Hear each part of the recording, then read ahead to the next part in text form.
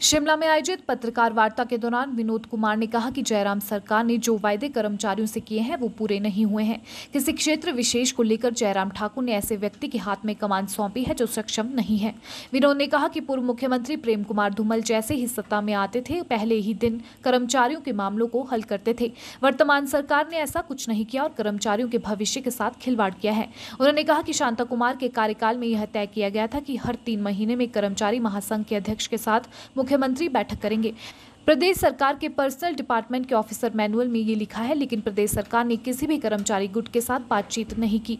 विनोद कुमार ने कहा कि प्रदेश सरकार के फैसले के बाद कर्मचारी स्तब्ध है। सरकार को समझना चाहिए कि महासंघ के अध्यक्ष मुख्यमंत्री नहीं कर्मचारी बनाते हैं। विनोद कुमार ने कहा कि भारत सरकार ने 7वां वेतन आयोग लागू करने से पहले बजट में प्रावधान किया था, लेकिन प्रदेश सरकार ने अभी तक ऐसा कुछ नहीं किया है।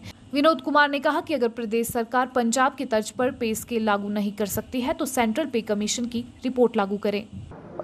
हिमाचल प्रदेश सरकार द्वारा जो कर्मचारियों में तोड़फोड़ का जो सिलसिला शुरू किया गया है, इसको लेकर आज ये हमारी प्रेस वार्ता है और प्रदेश के कर्मचारियों का जो दबाव हम पर है कि हम कर्मचारियों का पक्ष आपके माध्यम से सरकार के समक्ष रखें, कर्मचारियों के समक्ष रखें। ये जो तोड़फोड़ का सिलसिला सरकार ने शुरू किया है, ये बहुत दुर्भाग्यपूर्ण है और इसकी हम निंदा करते हैं। और सरकार ने जो प्रायोजित एक कर्मचारी नेता को थोपने का जो प्रयास किया है, उसको हम सिरे से खारिज करते हैं। प्रदेश का कर्मचारियों का महासंघ कर्मचारियों के द्वारा चुना जाता है, उसकी एक वैधानिक और संवैधानिक प्रक्रियाएँ हैं और हिमाचल प्रदेश सरकार उस संगठन से वार्ता करने के लिए बाध्य है। नियमानुसार ये हिमाचल प्रदेश का ऑफिस मैनुअल कहता है, लेकिन पिछले 3 वर्षों से जो खेल खेला जा रहा है और एक बड़े सुनियोजित षड्यंत्र के तहत जो ये प्रयास किया गया है, ये बड़ा दुर्भाग्यपूर्ण है। 1980 में ठाकुर रामलाल की सरकार में ऐसी तोड़फोड़ हुई थी और आपको इस बात का बड़ा ज्ञान होगा कि शायद रामलाल ठाकुर जी को बहुत कम लोग मुख्यमंत्री के तौर पर उनको याद करते हैं। और उस 1980 के बाद ये द्वारा ये प्रयास हुआ है, ये बड़ा निंदनीय है। हिमाचल प्रदेश अधोपति कर्मचारी सेवाएं महासंघ एक विधिवत तौर पर चुना हुआ संगठन है।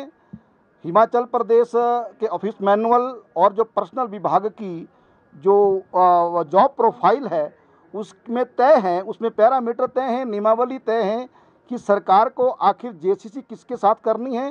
ये जो क्षेत्र विशेष के लोगों को चुनकर आप ज़बरदस्ती पूरे प्रदेश के कर्मचारियों पर उनकी इच्छा के विरुद्ध थोपना चाह रहे हैं, आखिर सरकार का इसमें क्या मकसद है। हमको लगता है कि सरकार जिन कुछ लोगों से ऐसे लोगों से घिरी हुई है जो अपने जुगाड़ फिट करके एक बड़े षड्यंत्र तरीके से अपने आप को बचाने का काम कर रहे हैं और इसमें सरकार, मुख्यमंत्री और कर्मचारी तीनों का बहुत बड़ा नुकसान हो रहा है। दूसरे, हिमाचल के कर्मचारियों की ज्वलंत मांगे हैं, वो एक मतलब नियमानुसार तय मांगे हैं, कोई फालतू कुछ नहीं किससे मांगा जाता। उनका वेतन आयोग की रिपोर्ट है, आप उस पर विचार करने को तैयार नहीं हैं। और हमको लगता है कि सरकार ने जिस प्रकार से ये महासंघ को एक प्रधान को थोपने का जो प्रयास किया, कहीं ना कहीं हमको केंद्र और पंजाब से जो वेतन आयोग को लेकर डीलिंग करने का कहीं प्रयास तो नहीं है। ये एक बहुत बड़ी शंका प्रदेश के कर्मचारियों के मन में खड़ी हो गई है। और दूसरे 11% डीए का किस्त का भुगतान है, आप उस पर विचार नहीं कर रहे हैं। आप उस पर तुरंत विचार करिए। आपने वेतन आयोग को अपने बजट में उसका प्रावधान नहीं रखा, कितना लंबा समय चला गया, कब से कर्मचारी मांग कर रहे हैं और बहुत समस्याएं। आप जो एनपीएस के कर्मचारी हैं उनकी 2009 की अधिसूचना केंद्र की तर्ज पर उसको देने को तैयार नहीं है। ऐसे बड़े ज्वलंत इशू है जिस पर सरकार को गहन चिंतन मंथन करना चाहिए था।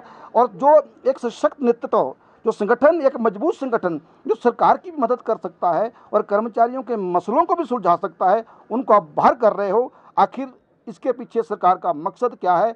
एक कर्मचारी इस बात को लेकर बहुत भ्रमित और चिंतित है।